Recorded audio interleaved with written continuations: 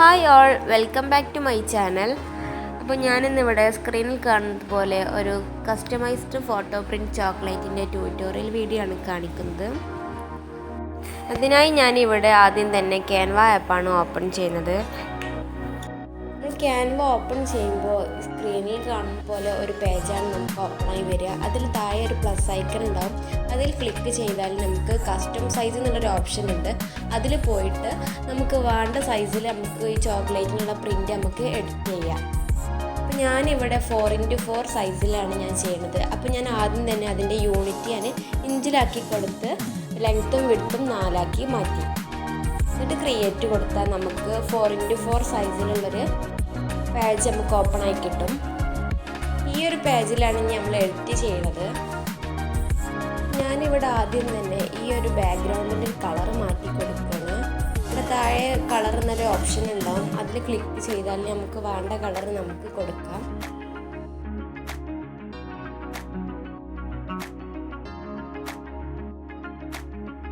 ഞാനിവിടെ ഏകദേശം ഒരു കളർ സെറ്റാക്കി എടുത്തിട്ടുണ്ട്. നമ്മുടെ ഐഡിയക്ക് അനുസരിച്ചിട്ടുള്ള ഒരു കളർ എടുക്കുക, അല്ലെങ്കിൽ നമുക്ക് പിൻട്രസ്റ്റിൽ നിന്ന് പോയിട്ട് ഒരു ബാക്ക്ഗ്രൗണ്ട് ഇമേജ് ഡൗൺലോഡ് ആക്കി എടുത്തിട്ട് അത് കൊടുത്താലും മതി.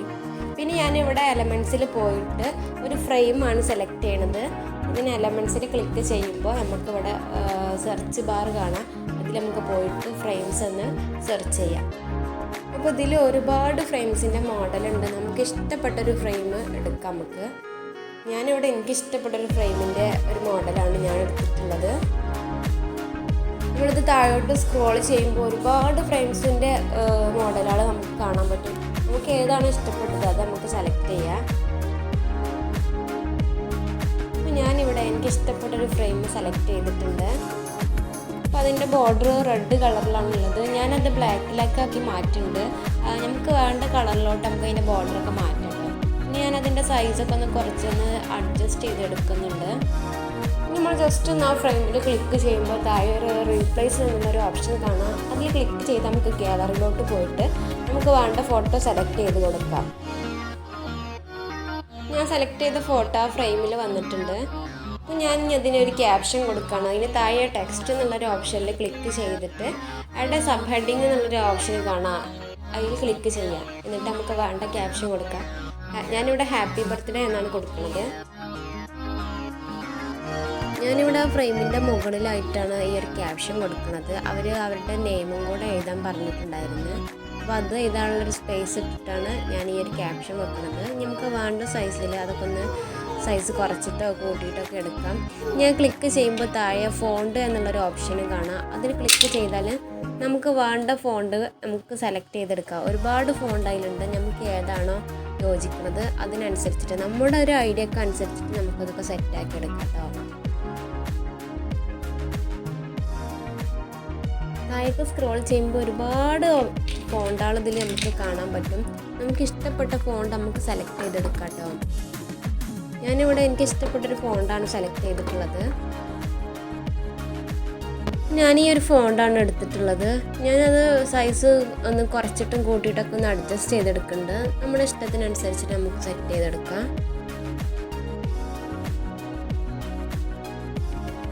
ഞാൻ അവരുടെ നെയിമും കൂടെ ഒന്ന് ടെക്സ്റ്റ് ചെയ്തെടുക്കുന്നുണ്ട്.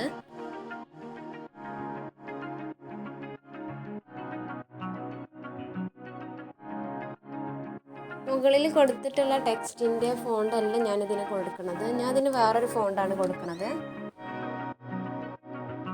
ഞാനിപ്പോൾ ഇവിടെ ഒരു ഫോണ്ട് ഞാൻ സെലക്ട് ചെയ്തിട്ടുണ്ട്. അതെനിക്ക് നോക്കുമ്പോൾ ഓക്കെ ആയി തോന്നിയിട്ടുണ്ടായിരുന്നു. ഞാനതാണ് സെലക്ട് ചെയ്തത്. നമുക്ക് വേണമെന്നുണ്ടെങ്കിൽ അതിൻ്റെ സൈസൊക്കെ ഒന്ന് കുറച്ചിട്ട് കൊടുക്കുക. അതിൻ്റെ കളർ വേണമെന്നുണ്ടെങ്കിൽ നമുക്കൊന്ന് മാറ്റി കൊടുക്കുക. അതൊക്കെ ചെയ്യാം. ഞാൻ ഇവിടെ ഒന്നും ചെയ്യണില്ല. എനിക്കത് ഓക്കെയാണ് തോന്നിയതുകൊണ്ട് ഞാൻ വേറെ ഒന്നും ചെയ്തിട്ടില്ല. ഞാൻ വേറെ എഡിറ്റോ കാര്യങ്ങളൊന്നും ഇതിൽ ചെയ്യണില്ല. ഞാനൊന്ന് സേവ് ചെയ്തെടുക്കുകയാണ്.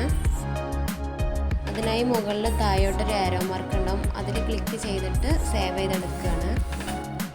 അപ്പോൾ ഇത്രേ ഉള്ളൂ നമ്മളൊരു ഫോട്ടോ പ്രിൻറ്റ് ചോക്ലേറ്റിൻ്റെ ഒരു എഡിറ്റിംഗ് വീഡിയോ.